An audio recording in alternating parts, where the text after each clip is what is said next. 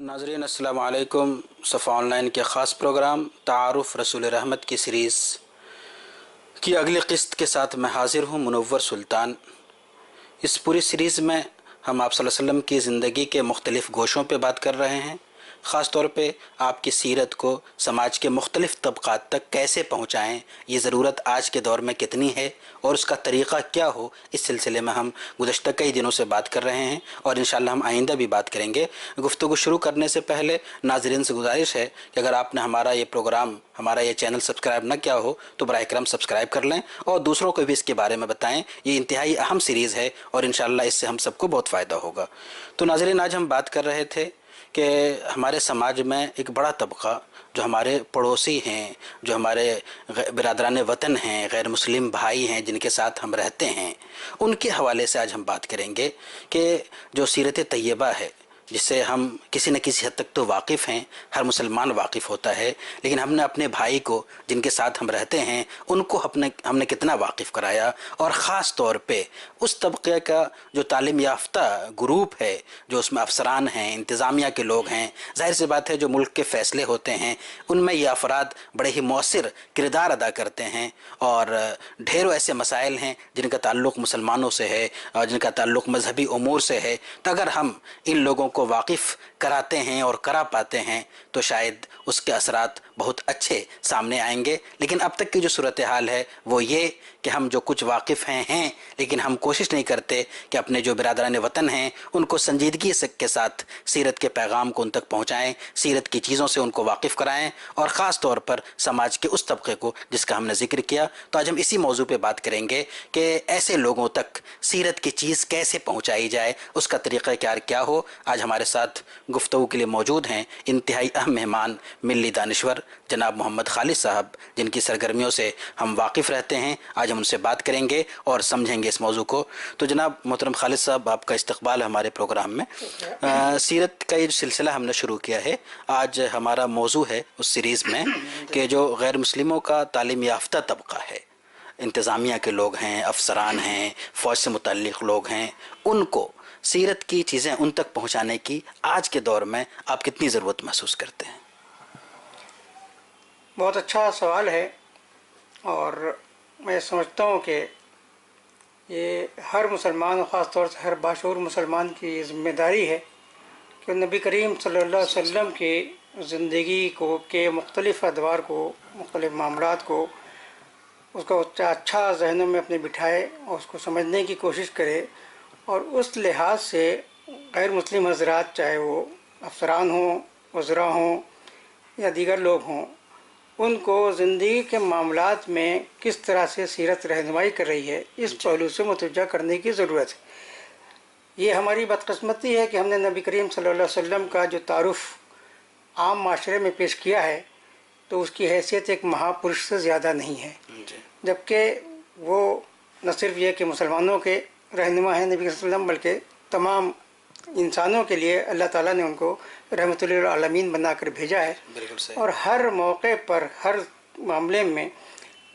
उनकी रहनुमाई हमको हासिल है। ज़रूरत है कि हम नबी सल्लल्लाहु अलैहि वसल्लम की सीरत का इस लिहाज से जायज़ा लें कि हम उस पर ख़ुद अमल कर रहे होंगे और दूसरों को उसके लिए मुतवज्जा कर रहे होंगे।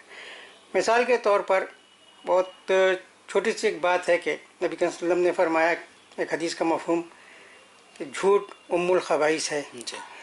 तो अगर हम ये तय कर लें कि हम झूठ नहीं बोलेंगे और बिरादरान वतन का कोई भी तबका हो जहाँ हमारा ताल्लुक़ हो, जाना जाना हो, उसके साथ उठना बैठना हो, उसके दरमियान अगर हमारा ये तारुफ़ हो कि ये वो हैं जो झूठ नहीं बोलते और हम उनको ये एहसास कराएं कि ये हमको नबी वसल्लम की हिदायत है कि हम कुछ भी हो जाए झूठ नहीं बोलेंगे, तो इस उससे हम उनको नबी वसल्लम के और दूसरे जो महापुरुष के हैसियत से जो लोग जाने जाते हैं उस फ़र्क की तमीज़ कराने की पोजीशन में आ सकेंगे।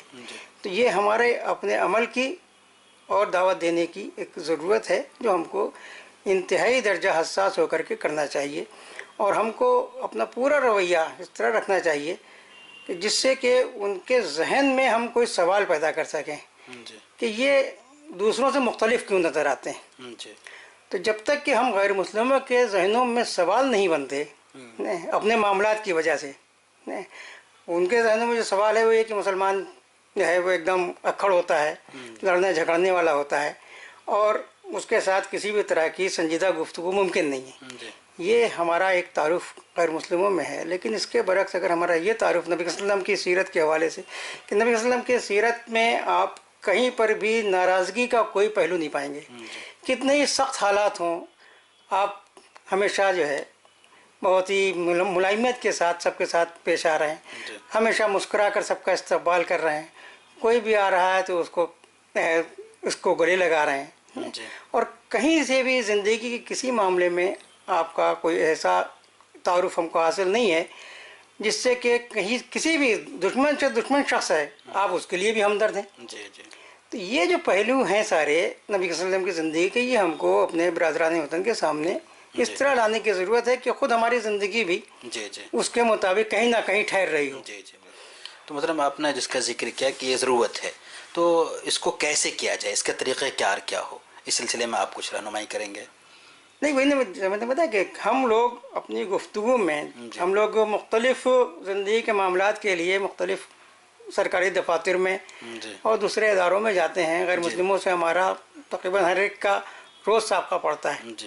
تو کوئی نہ کوئی ہم کو ایسا موقع ہم تلاش کرنا چاہیے کہ جہاں پر ہم اس طرح کی کوئی کیفیت پیدا کر سکیں کہ بھائی دیکھیے آپ اس کام کو اس طرح کر رہے ہیں، لیکن اگر اس طرح کیجئے تو یہ زیادہ بہتر ہوگی، تو اس طرح کی چیزیں ہم کو باور کرانی ہوں گی اپنے برادران وطن کے ذہنوں میں، اور سیرت کا عملی پہلو زیادہ سے زیادہ، بھئی کسی بھی طرح کا جو ہے، جیسے کہ اللہ کا بھی حکم ہے، نبی صلی اللہ علیہ وسلم کا بھی طریقہ ہے کہ ہم برائی کا بدلہ جو ہے وہ بھلائی سے دیں، تو یہ بہت عام چیز ہے۔ اگر ہم یہ احساس لوگوں کو کرائیں کہ بھائی آپ ہمارے ساتھ کتنا ہی برا سلوک کریں لیکن ہم آپ کے ساتھ برا سلوک نہیں کریں گے، بہت اہم چیز ہے، تو ہم اس پر اگر زور دیں اور ہمارا واقعی عمل ایسا ہو کہ کوئی ہم کو کتنی ہی پریشان کر رہا ہو، چڑھا رہا ہو، لیکن ہمارے اوپر کوئی جھنجھلاہٹ نہ طاری ہو، اور ہم اس کو سختی سے جواب نہ دیں بلکہ ملائمیت کا ہی طریقہ اختیار کیے رہیں، تو انشاءاللہ ہم غیر مسلموں کو سیرت سے متعارف کرانے میں کامیاب ہو سکتے ہیں۔ مطلب اس مہینے میں، ربیع الاول کے مہینے میں سیرت النبی کے بڑے پروگرام ہوتے ہیں، جلسے ہوتے ہیں، لیکن ہم یہ دیکھتے ہیں کہ غیر مسلم بھائیوں کے لیے کوئی ایسی نشست نہیں ہوتی، کوئی ایسا پروگرام نہیں ہوتا جس میں ہم سیرت کا پیغام ان تک پہنچا سکیں۔ تو کیا اس بات کی ضرورت محسوس نہیں کی جا رہی ہے کہ جہاں بہت سارے کام کرتے ہیں، بہت سے پروگرام کرتے ہیں، کچھ پروگرام اپنے ان بھائیوں کے لیے بھی کریں؟ بہت ضروری ہے، بہت ضروری۔ مثال کے طور پر اس وقت معاشرے میں نفسا نفسی کا عالم ہے، انتشار کی کیفیت ہے، بھائی بھائی کا دشمن بنا ہوا ہے، تو اس طرح کی ہماری زندگی جو ہے، معاشرتی زندگی، اس میں کس طرح سے پیار و محبت قائم ہو سکتا ہے، کس طرح سے ایک دوسرے کے لوگ ہمدرد بن سکتے ہیں، اس کو نبی صلی اللہ علیہ وسلم کی سیرت کو سامنے رکھ کر کے غیر مسلمین کو لے کر بیٹھنا ہوگا، اور ان کو کہ ہم معاشرے کو دینے والے بنیں۔ تو جب معاشرے میں ہر شخص دینے والا بننے کی اپنے آپ کو کوشش کرے گا تو معاشرہ بہتر بنے گا، اور یہ نبی صلی اللہ علیہ وسلم کی زندگی کا ایک بہت ہی ابھرا ہوا پہلو ہے کہ آپ صلی اللہ علیہ وسلم ہر وقت دینے کی لیے تیار رہتے تھے، اور دینے کی مطلب وہ نہیں ہے کہ آپ مال و اسباب کے ہی ذریعے دیں، ہم کسی کو صحیح مشورہ دیں، برادران وطن کے زندگی کے جو معاملات ہیں، مثال کے طور پر کسی کے بچے کا ایڈمیشن کا معاملہ ہے تو اس وقت اس کو ضرورت ہوتی ہے کہ اس کو رہنمائی کی جائے، اس کی صحیح رہنمائی ہو سکے، اس کے گھر میں کوئی بیمار ہے تو اس کی سیرت کے مطابق ہم پابند ہیں کہ ہم اس کی جا کر کے عیادت کریں، اس کی خیریت معلوم کریں، اور پھر اس کے مرض کے لحاظ سے اگر ہم اس کی رہنمائی کر دیں کہ تمہارا مریض جو ہے اس کا فلاں جگہ بہتر علاج ہو سکتا ہے، تو اس طرح کی چیزیں وہ سب ہم کو اپنے عمل میں لانے کی ضرورت ہے۔ اور غیر مسلمین کے ساتھ ہم جیسے کہ حقوق انسانی کے معاملات ہیں، حقوق انسانی میں نبی کریم صلی اللہ علیہ وسلم نے اپنا جو آخری خطبہ عنایت فرمایا ہوا ہے انسانیت کے لیے، تو آخری خطبے کو اگر بنیاد بنا کر ہم آج کے دور میں نبی صلی اللہ علیہ وسلم کے اس خطبے کو پیش کریں، غیر مسلمین کے سامنے رکھیں کہ کس طرح سے ایک بہتر معاشرہ وجود میں آ سکتا ہے، تو خطبے کا وہ ہر پوائنٹ جو ہے ہمارے تمام لوگوں کے بہتری کے لیے ہے. تو لہٰذا اگر ہم صرف اس ربیع الاول میں اپنے لیے اتنا ہی پروگرام بنا لیں کہ ہم خطبہ حجۃ الوداع کی بنیاد پر مختلف شہروں میں اور مختلف شہر کے مقامات پر غیر مسلم کو، برادران وطن کو ساتھ لے کر، دانشور طبقے کو ساتھ لے کر خطبہ حجۃ الوداع پر گفتگو کریں گے،